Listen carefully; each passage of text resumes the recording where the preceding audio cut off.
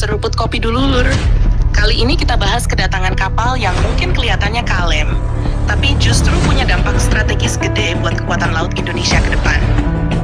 Jadi ceritanya, ada satu momen menarik waktu KRI Canopus masuk ke wilayah Indonesia lewat Selat Sunda.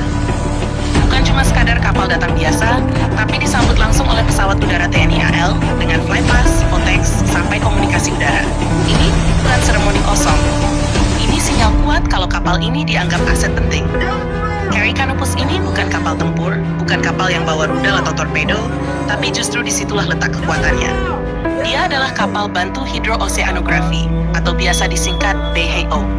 Kalau bahasa gampangnya, ini adalah mata dan otak di bawah laut. Kapal ini dibuat di Jerman, dari galangan Abeking and Rasmussen, yang memang terkenal bikin kapal riset kelas dunia. Panjangnya lebih dari 100 meter, dan yang bikin gila, dia bisa beroperasi sampai 2 bulan tanpa harus kembali ke pelabuhan. Itu artinya, dia bisa mapping laut dalam skala besar tanpa gangguan. Dan yang paling penting, kapal ini dilengkapi teknologi AUV dan ROV.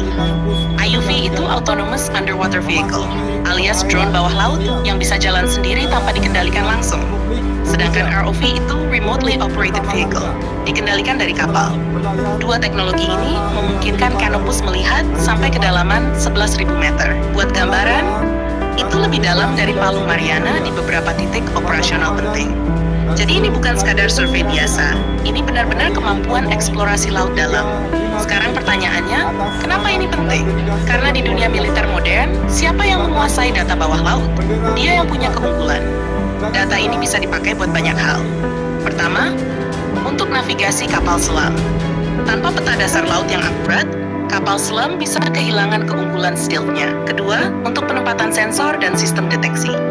Ketiga, bahkan bisa dipakai untuk jalur kabel komunikasi bawah laut atau instalasi militer rahasia. Jadi jangan salah, kapal seperti KRI Canopus ini bisa jadi fondasi diam-diam dari kekuatan tempur yang lebih besar. Menariknya lagi, kehadiran kapal ini langsung diintegrasikan dengan unsur lain.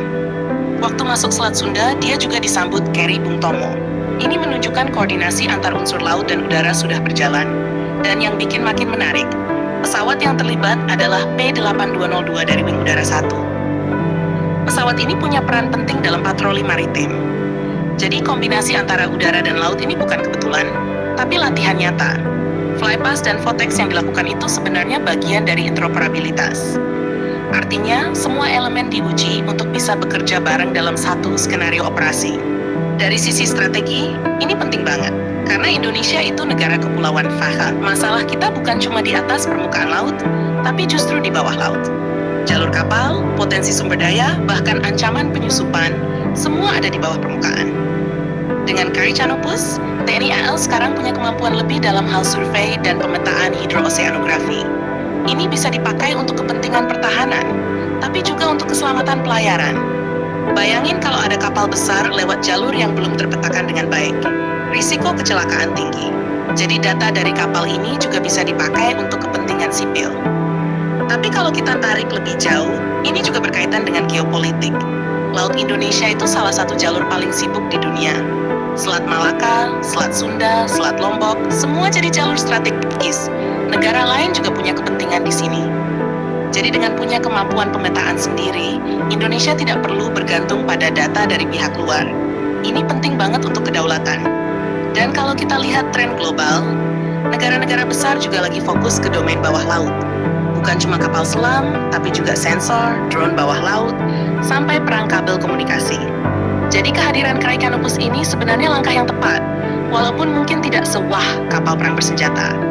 Ini tipe aset yang jarang disorot, tapi efeknya jangka panjang. Apalagi kalau nanti data yang dikumpulkan bisa diintegrasikan dengan sistem tempur lain. Misalnya untuk mendukung operasi kapal selam, fregat, atau bahkan sistem pertahanan pantai. Dan jangan lupa, ini juga membuka peluang penelitian sumber daya laut. Indonesia punya potensi besar di bawah laut, dari mineral sampai energi. Kapal ini bisa bantu eksplorasi secara ilmiah. Jadi satu kapal, tapi manfaatnya bisa ke militer, ekonomi, dan sains sekaligus. Kedepan yang jadi pertanyaan adalah, apakah Indonesia akan menambah kapal sejenis ini? Karena satu kapal jelas belum cukup untuk wilayah seluas ini. Kalau serius mau jadi kekuatan maritim, bukan cuma kapal tempur yang harus diperbanyak, tapi juga kapal pendukung pintar seperti ini.